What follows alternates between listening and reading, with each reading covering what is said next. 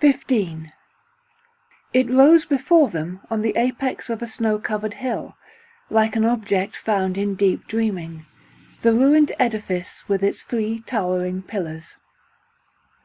Something in its circular shape reminded the woman of an artifact that she had seen in a museum at Miskatonic University, of an outre triple crown. Peering at the ruins so intently had a curious effect on Josephine Burs, for she imagined that she could see some queer winged shape perching atop one of the 3 columns, but then the thing fluctuated, separated and drifted away as a dark cloud. She watched as Matteo marched before her, through deep snow up the precipitous hill, and after a slight uncertain pause she followed him, struggling through the snow as they climbed together toward the lonesome place. They had been prepared for the severity of the weather, and they knew that the region was a place of uncanny legend, and yet they had not premeditated the psychological effect that confronting the ruins with naked eye would cast on them. Thus, mingled with the discomfort of deep snow and icy air, was a sensation of almost primordial terror, some ancestral and psychological warning bell that could be felt in blood and bone. What overwhelmed Josephine was a feeling that they were utterly alone, in a place of unfathomable isolation. Completing their arduous trek, they stood before the mammoth ruins and trembled, and they were uncertain what it was that caused their bones to shake and their hearts to shrink, the coldness in the air that grew more definite, or the indefinite alienness of the ruins before them. The thing looked prehistoric, and the place was so shunned by neighbouring localities that there were no legends concerning its origin or race. It was a place that had existed since primordial time, epochal in ways that could be intuited if not comprehended. What Josephine sensed was more than presentiment. It was like a deeply buried racial memory that had been shocked into wakefulness by the sucking in of the chilly aura all around them. The ruins before them stood like some defacement out of time, a thing that should not be, or should no longer exist. She watched as Matteo, much smaller than herself, stepped through the snow into the circular place wherein the tremendous statue crouched upon its monument. Josephine did not want to approach the thing, for the workmanship that had created it had been monstrously exact. She thought, initially, that it had been created from dark brass of incredible age, but now she suspected that the enormous statue had been chiselled by expert hands, or that which answered for hands, from a gigantic piece of black jade. It was in form an exact replica of the amulet that Matteo had shown her on the night that he had convinced her to journey with him on this trek, the amulet of a crouched hound or sphinx that wore a semi-human yet demoniacal face. She knew that the young man was wearing that amulet on this journey, although he was careful to keep it hidden from view. She looked again at the grotesque statue and noticed one peculiar thing. It was naked of snow, whereas all other objects had been coated with inches of the stuff. At last she followed her companion to where he stood, brushing snowfall from an idol that stood in a row with others. She marvelled at the look of wonder in the young man's eyes. "It's the 7 Dreamers. I can't believe it. It's one thing to read of them in the Necronomicon, but to actually find them here as physical things, amazing." "I've never seen anything like that godless divinity," she told him, staring with eyes aghast at the beast above them.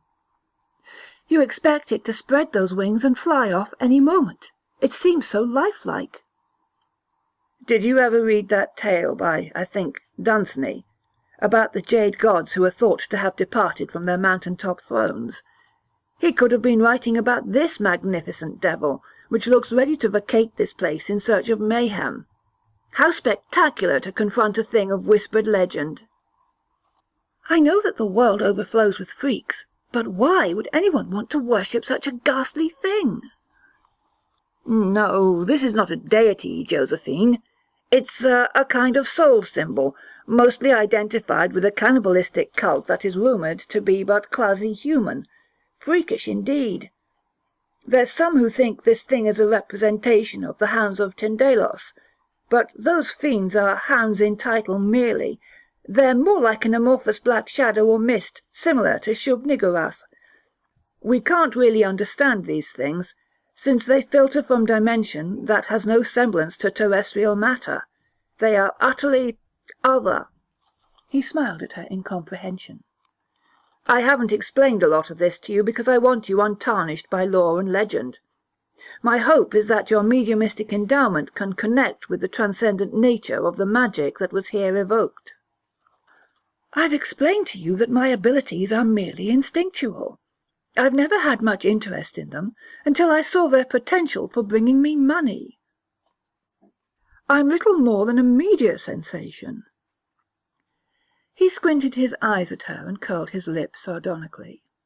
I know that's your line, your prosaic pose, but no, you're far more than what you allow publicly. You see, I am experienced with such things, intimately so, if I may phrase it. I recognized at once your authenticity when I attended your performance and blew your mind, although you hid your dumbfounded reaction well from the others in your audience. I knew you needed guidance, and I confessed I needed abetment. Thus, here we are. It was your money that seduced me, Matteo, not your mission. I had no real interest in travelling to this alien land and trudging to this God-forsaken place.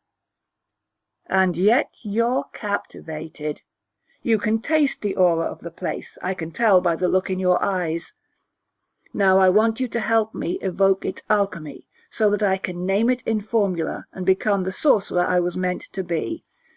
It's not enough to conjure smoke and wind and shadow, such picayune elementals. I want to elicit the slumbering necromancy that can educe something as tremendous as that atrocious monster. I want to raise fiends with whispered words of thaumaturgy, perform the miracles forbidden in the Necronomicon, to taste the occultism that blessed Abdul-Alhazred with rich madness. I want to see beyond the pale auroras and faint suns into those other dimensions, and taste their secrets, as the beings represented by these pygmy idols did. Oh, damn, it's beginning to snow again. We've little time. Josephine sighed. What would you have me do? Commune with this rare realm. She shivered at the thought, for such secret conference had already found initiation. Some remnants of the region's past had conjoined with her brain and blessed with vision. She moved before one of the stone idols, knelt deep in snow before it, and pushed away the white stuff with which it was covered. Her gnomish companion gasped at what was then revealed. For the idol wore a mask of gold on which an emblem had been etched upon the brow. Josephine studied the totem's mask for some moments, and then she clutched it with gloved hands and pulled it free. The rough-hued face thus revealed was ghastly, ferocious, quasi-human, yet vaguely familiar. It resembles you, Matteo. He did not seem to hear her. Put it on, he whispered. Let it meld with mortal flesh. No, was her firm reply as she turned to lift the mask to him. This was not meant for my kind. Only they of your ancestral blood may don the yellow mask. You were right to bring me here. I have communed with the prehistory of this realm. It plants pictures in my brain, and sensation in my flow of blood. How odd, to taste a memory of carnage on my tongue. Strange eons have now passed, and old hunger must be answered. Let us satisfy it now. She brought the mask to her mouth and kissed it, and her companion saw the crimson beads with which her lips bequeathed ceremony. Again she offered him the mask. He removed his gloves and took hold of it, and he shuddered at the sudden rush of ancestral memory. Turning to acknowledge the beast of black jade, Matteo pressed the mask against his face as the snow continued drifting from the sky. As he peered through eye-holes, he imagined that the silver snow turned crimson. A stench of sacrificial slaughter choked his throat, and made it difficult to breathe, to speak.